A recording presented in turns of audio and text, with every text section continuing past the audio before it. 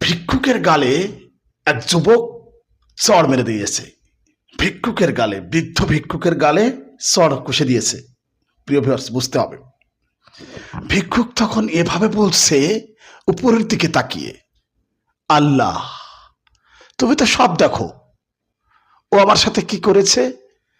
আমি তোমাকে দেখতে পাই না, কিন্তু তুমি তো সব দেখো।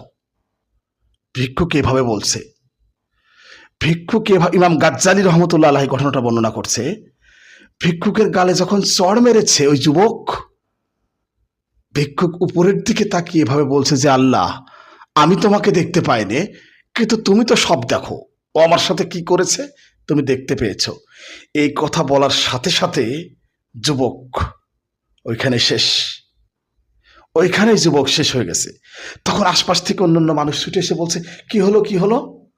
তা বলছে শোনো, আমি যখন রাস্তা দিয়ে আসছিলাম, কাদা, আমি যখন হেঁটে আসছিলাম, আমার ওই হেঁটে আসার কারণে কাদা ছুটে ওর প্রেমিকার গায়ে লেগেছে। ওর প্রেমিকার গায়ে কাদা লেগেছে, এই কারণে ও আমার উপরে ক্ষিপ্ত হয়ে আমাকে থাপ্পড় কষে দিয়েছে। আমাকেও একজন ভালোবাসে, আমারও একজন প্রেমিক আছে। কি বুঝলেন বলেন তো?